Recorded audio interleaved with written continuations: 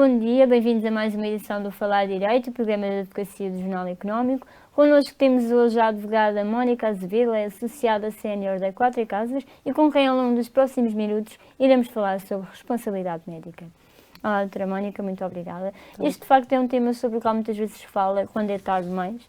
O que tentaremos fazer aqui é um bocadinho ao contrário e começo por perguntar como é que, no fundo, em termos gerais, a jurisprudência trata esta questão da responsabilidade médica.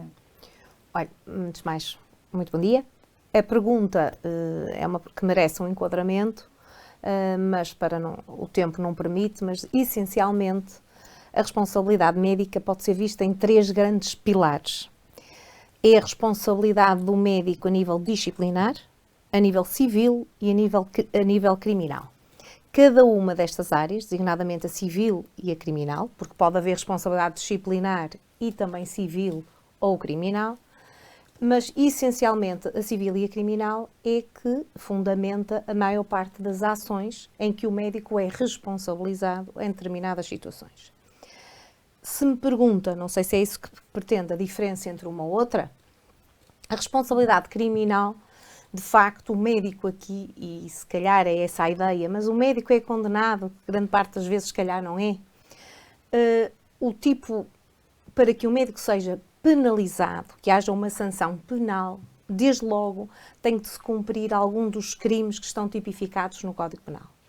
E aí a censura que se faz ao médico é uma censura eminentemente subjetiva, porque o que é que se tem que demonstrar? Designadamente que ele agiu com uma negligência ou culpa grave e com um elemento de intenção. Há vários tipos de crime, seja uma ofensa à integridade física, quando, por exemplo, a intervenção não é precedida do necessário consentimento, que é um tema muito relevante. Ter esta ideia sempre de que uma intervenção não consentida é crime, é uma violência, é um crime contra a integridade física. Temos também tipos legais de crimes, como as intervenções arbitrárias. Temos a recusa do médico, que às vezes está muito em voga em algumas situações que não pode ser confundida com estas declarações de escusa de responsabilidade. Portanto, do ponto de vista criminal, desde logo o médico é arguido, temos o princípio da indúbio pro reo, o princípio da inocência, é mais difícil obter uma condenação, do ponto de vista objetivo. Do ponto de vista civil, de facto, as coisas passam-se de maneira diferente. Desde logo, é diferente se o médico trabalha numa instituição pública ou numa instituição privada. De facto, numa privada, o médico está menos protegido e o paciente tem mais possibilidades, no caso de haver uma prática contra as legis artis, este jargão. O que é isto? É a boa prática médica, é agir contra as normas, contra as guidelines, e aqui o que acontece é que, normalmente, quando o médico age a nível de medicina privada, a contratação de um hospital privado, quando se vai ao hospital privado, a responsabilidade aqui é contratual e há uma presunção de culpa. Portanto, o médico tem de demonstrar que não agiu com culpa. E o paciente tem que demonstrar que houve um erro, houve uma má prática, houve uma desconformidade com as legis artis. Na instituição pública poderemos dizer entre comas, mais protegido, porque é a instituição que aparece a responder. O médico, de facto, de acordo com a lei extracontratual do Estado, só responde em casos de culpa grave ou de dolo. Portanto, em primeira linha é o hospital que responde perante o paciente. Se há ali, de facto, uma situação de culpa grave e intencional e um dolo, aí sim a instituição pode ir em direito de regresso sobre o médico. E em Portugal a história tem assim muita litigância em termos concretos? Ou seja, está a começar. É que o que temos visto, pronto, acessíveis números e notícias, é que de facto chegam queixas, muitas vezes à ordem dos médicos, depois não resultam normalmente em tantas acusações quanto as queixas, ou pelo menos um número bastante inferior, por vezes por falta dessa questão de prova, de provar, ou, entretanto, pronto, a pessoa desiste, tudo mais, né, em várias circunstâncias. Isto é o que temos visto em termos factuais. Pergunto-lhe, em geral, porque é que isto acontece? É assim tão difícil provar? De facto, para quem está no backstage. Na minha perspectiva, isto está a começar a mudar, de facto. Não é tanto assim. Agora, de facto, tem que se retirar um bocadinho esta ideia. Um caso de erro flagrante tem de ser demonstrado e às vezes não há essa evidência. De facto, é muito difícil, muitas das vezes, ao paciente conseguir demonstrar. E aqui Mas, não é pôr-nos num lado, é mais perceber o quão complexo é processar um médico. É complexo na perspectiva do paciente, porque desde logo o paciente tem que se socorrer de meios, de pareceres, para poder demonstrar em tribunal que houve de facto uma má prática. Mas também há casos em que a responsabilidade do médico não é só no caso da má prática. Pode haver aqui uma violação do dever de informar, e muitas das vezes o paciente ainda não está suficientemente esclarecido de que pode fazê-lo. De facto, eu num determinado procedimento, pode o médico ter executado o procedimento de acordo com a melhor prática, não ter havido nenhum evento danoso, mas eu, se tivesse sido suficientemente esclarecida, se calhar tinha optado por não fazer aquele procedimento. E de facto também há, e é possível, e é nesta matéria que eu acho que a jurisprudência e as condenações têm vindo a adensar-se e a aumentar, designadamente em algumas áreas, que é de facto por violação deste dever de informar, ou quando eu digo por um dever de informar que está viciado. O médico não esclarece o que é isto de consentimento, é no fundo uma autorização que o paciente tem que dar, mas uma autorização esclarecida. E para ser esclarecida, o paciente tem que ter informação que tem que ser carreada pelo médico que vai. E muitas vezes envolve custos, e para todas as partes. Custos, aos procedimentos, aos formulários, mas de facto não é só os custos. Uma instituição pode ter até os formulários todos XPTO, não falta nada, mas eu vou assinar e não vou assinar um papel em branco. Eu tenho que perceber o que é que estou a assinar. Designadamente tem que haver um momento para este diálogo. E muitas das vezes o que assistimos, se calhar, é que não há tempo.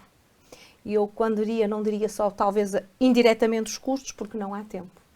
E, de facto, o que se diz na perspectiva do médico, o médico tem que investir neste tempo, porque, de facto, para o paciente poder ser esclarecido. E aí, em determinadas áreas, sim, tem sido crescente as condenações por violação deste dever de informar. E já vamos aí, aproveitamos essa deixa para irmos para o intervalo. Voltamos já a seguir, depois de uma pausa de brevíssimos segundos.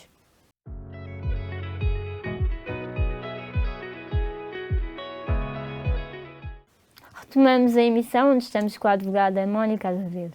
Mónica, falámos aqui da falta de tempo, sobretudo, sobreposto aos custos no âmbito destes processos. Retomando um bocadinho atrás, o que é que então é este conceito do consentimento informado, em termos específicos? E porquê é que é necessário ter isto em conta? Desde logo, como referi logo no início, o princípio da autodeterminação da pessoa humana impõe que não pode haver nenhuma intervenção na minha saúde ou no meu corpo sem que eu possa consentir. Caso contrário, está-se mesmo a praticar um crime contra a ofensa à integridade física e também a violar o meu princípio da minha autodeterminação. Isto é algo que é basilar e é base de todo o tipo de intervenção e de procedimento médico. E o que é isto do consentimento? É a autorização prestada pelo paciente de uma forma esclarecida sobre um determinado cuidado de saúde, seja um exame médico, seja uma análise, seja uma intervenção cirúrgica, seja um ensaio clínico, seja um transplante. Portanto, não há qualquer tipo de ingerência na minha saúde sem que eu a possa consentir. Isto é o consentimento informado. Ele, por regra, deve ser expresso, é obrigatório, sob pena de estar a ingerir no corpo da pessoa humana e daí haver um crime, mas também é livre. Como um RGPD para o corpo. Exatamente, mas também é livre, portanto, ele é obrigatório, mas a sua revogação e recusa é livre. Portanto, o paciente a qualquer momento pode dizer que não, já não quero dar o consentimento ou posso revogar. Portanto, obrigatoriedade do consentimento, mas liberdade na recusa e da revogação. Por outro lado, ele deve ser sempre expresso, seja oral ou por escrito, sendo certo que há situações em que ele pode ser tácito ou presumido. Veremos, por exemplo, aquela situação em que o médico, e deve-se ter cuidado, o médico deve ter cuidado a usar, mas há situações em que ele presume que não há tempo para obter e de facto presume que o paciente, Está informado. não, que naquela situação, se Aceitou. fosse informado, aceitaria. Claro. Também temos o caso de uma urgência, que a pessoa está incapaz de prestar, mas que precisa de auxílio, e aí presume-se que ele não recusaria aquela intervenção. Quando é que isto começa a dar problemas? Quando é que começa? Em situações de urgência não parece que começa a dar problemas. Começa a dar problemas quando, de facto, nós próprios, o paciente, acha que aquilo é uma mera intervenção, assina o formulário e talvez não se dê a devida atenção. Porque se calhar volta à questão do tempo, o paciente tem que perceber que antes de decidir tem de consentir, e para consentir tem de saber o que é que está a consentir. Até também há aqui uma exceção interessante, que é o direito a não saber. Temos tantas doentes que dizem ao doutor, não me conte nada. E eu prefiro não saber. Já está a dar um consentimento. Agora, de facto, o que é que ele tem que consentir? Ele tem que consentir, e tem que, de forma esclarecida, sobretudo em 3 grandes pilares. O diagnóstico, o que é que eu tenho, e que alternativas eu tenho, que terapêuticas eu tenho, e quais são os riscos, benefícios desta intervenção ou deste exame, e depois então decido. Uma espécie de análise SWOT à situação. Não entrarmos também nesta obsessão da informação, falar aqui dos Estados Unidos, em que às vezes os formulários de consentimento são cerca de 50 páginas, mas de facto, cada vez mais, e é isso que eu acho que tem sido a mudança nas decisões jurisprudenciais, é que não é condenar o médico, muitas das vezes, como disse, por uma má prática, mas houve boa prática, mas não houve um consentimento rigoroso e ele foi viciado, e, portanto, se o paciente alegar essa falta de informação, é um médico aqui que está onerado com a obrigatoriedade de demonstrar que esclareceu e que informou. Diz isto, é para o médico uma obrigação de resultado. Ele tem que demonstrar que informou e esclareceu o paciente. E porque é que há aqui, no âmbito destas temáticas todas da responsabilidade médica, porque é que há aqui um case study importante de destacar, como defendo, que é o tema da gastroenterologia? A gastroenterologia, o que é que acontece? O que é que se tem vindo a desenvolver? Aconteceu na gastroenterologia, mas isto pode-se ligar a outros. Isto porquê? Às vezes, a vulgarização de um determinado procedimento, aqui, por exemplo, a chamada colonoscopia, poderá, se for tratada como um mero exame, que não é um mero exame, é um procedimento, desde logo começa a minha crítica na forma. Exatamente, isto é um procedimento invasivo, não é um exame, começa logo pela designação. Isto é um procedimento, e como procedimento que é um procedimento invasivo. Desde logo há uma sedação, há uma intromissão de uma sonda no organismo e, portanto, temos um intestino que é tortuoso, isto o médico não pode garantir um determinado resultado.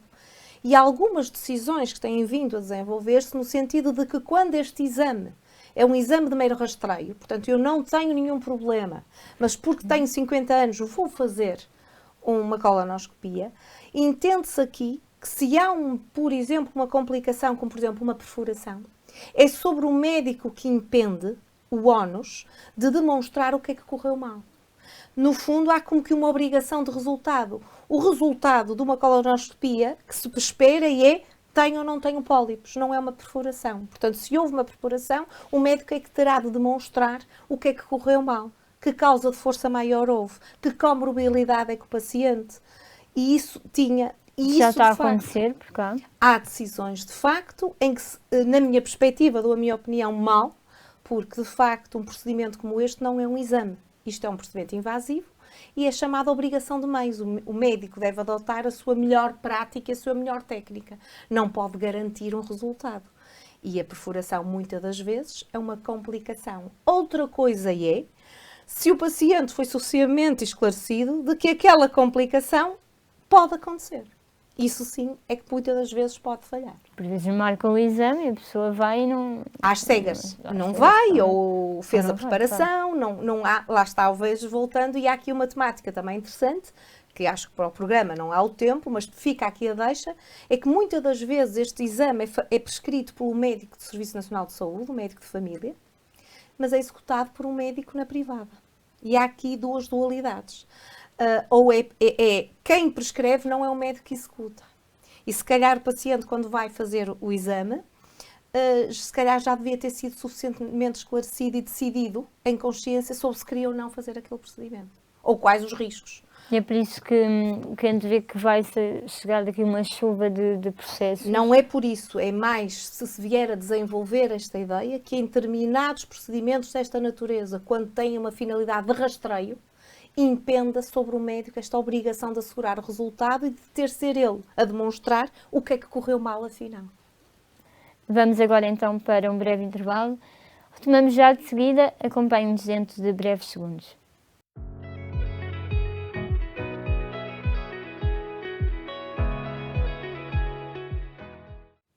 Voltamos à terceira e última parte, onde estamos com a advogada Mónica Azevedo.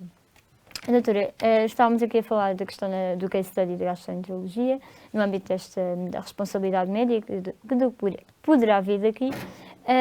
Falo agora do que poderá vir daqui, mas num contexto mais de futurologia do setor da saúde como um todo.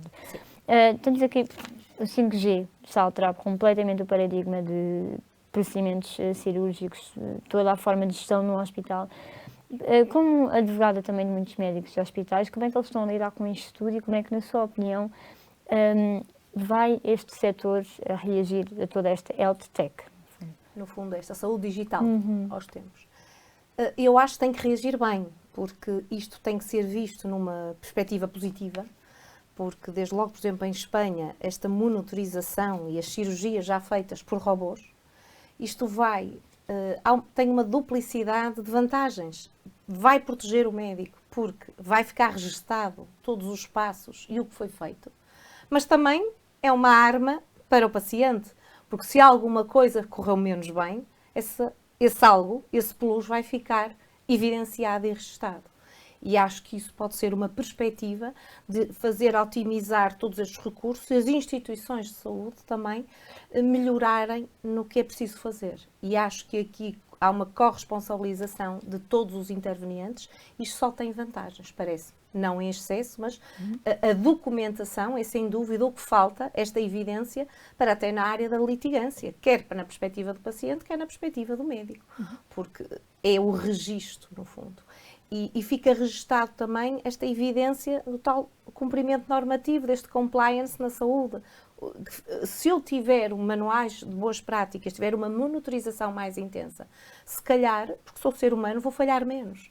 Não vou esquecer de iniciar um procedimento sem verificar se aquele concreto paciente fez a cruzinha lá no formulário do consentimento informado e se a enfermeira instrumentista ou a enfermeira da anestesia lhe fez a pergunta. Portanto, há como que uma verificação acrescida, e isso já acontece, e é por aí que eu acho que quer as unidades hospitalares, as instituições de saúde e todos os intervenientes serão sempre, vejo isso como uma boa notícia. É uma mais-valia. E uma mais-valia, sim, parece. E quão longe estamos de ser operados por robôs? Eu sei que isto é uma pergunta genérica, Portugal, mas tendo em não conta sei que dizer, em Espanha já existe. Isso já existe. E há hospitais que estarão a investir em determinadas áreas, na radiologia, da radiografia, não totalmente, mas grande parte do procedimento ser pela robótica. Tem acontecido muito como auxiliar. Como um auxiliar. Estava a perguntar no sentido, enquanto é assessora de quem está no terreno, não é? Que opinião é que tem no geral em relação a isso? Sim, isto desde logo parece ser algo que é bom, é um investimento. Eles não acham que vão ser substituídos, eu acho. Não me parece. Eu acho que neste tipo de procedimentos o médico é necessário, mas acho que o médico tem vantagens, porque há ali um passo, para dar um exemplo, o segundo passo não se inicia sem se verificar que o primeiro está corretamente realizado. E como que há aquela monitorização constante, eu acho que se fosse o profissional, teria uma vantagem nessa situação. Agora, serão substituídos? Não sei. Há pouco falava da proteção dos médicos e lembrei-me da questão dos seguros. À data de hoje, estas apólices dos seguros dos médicos estão atuais? Deviam incluir alguns termos que não vão em conta da atualidade? Eu não diria atuais, estão totalmente, muitas grandes delas estão muito obsoletas. Porque, desde logo, os capitais não estão adaptados à nova realidade. Capitais muito inferiores ao que é reclamado. Portanto, os médicos, de facto, não estão protegidos. e, por outro lado, até para as despesas para se defenderem, para pagar as custas judiciais, uns pareceres, tradução de documentos e os honorários do próprio advogado, estas apólices não têm valores competitivos e estão longe, muito longe da realidade. E, de facto, é algo que era necessário pensar, porque, de facto, não estão preparadas para a onda que poderá vir aí e para a que já Nomeadamente existe. o que dissemos anteriormente. Sim, e já existe. Grande parte dos médicos não está assegurada a sua responsabilidade, a transferência do risco que fez com a apólice não tem capitais que possam assegurar cabalmente toda a responsabilidade, porque é a realidade que temos e urge de facto alterar essa realidade. Médicos, advogados, ambos profissionais liberais e claramente em contacto constante. Como é que os seus clientes estão a lidar com esta mudança na lei das ordens profissionais, no fundo, não é? No caso vosso da Os multidisciplinaridade? advogados muito mal. Os advogados advogados muito certamente mal, muito estamos mal. com uma luta, está neste momento a Queria ser... saber os médicos o que é que lhe dizem em relação a isso. Eu os médicos não conheço em termos estatutários a luta, mas também é um bocadinho semelhante, mas acho que nos advogados estamos a viver um momento alto. Preocupa esta era da advocacia? Preocupa. Sobretudo se a tendência for a que se está a perspectivar enquanto profissional liberal e como advogada de resolução de litígios, sim, preocupa. A resolução de litígios, como é que está esta área na Quatro Casas? Quantas pessoas estão alocadas em média? A área da Quatro Casas aqui em Portugal, o escritório somos 250, na resolução de litígios temos 21, com 5 sócios, que está alocada tudo muito por áreas de especialização. A saúde, a arbitragem, obras públicas, cobranças, recuperação, insolvência, portanto temos todas as áreas, todas as valências na área da resolução de litígios. Aliás, a Quatro Casas é definida essencialmente pela área de especialidade e é preciso saber do tema do meu cliente. Eu, pessoalmente, dedico-me muito à saúde. É formada também em Direito da Medicina? Sim, tenho um curso de Direito e uma pós-graduação em Direito da Medicina. Sim. Obrigada, Mónica, foi um gosto. Nada. Obrigada eu. Volta sempre aqui ao nosso estúdio. Agradeço também em casa por nos ter acompanhado. Falar Direito regressa em breve. Resto de desejar-lhe uma boa semana.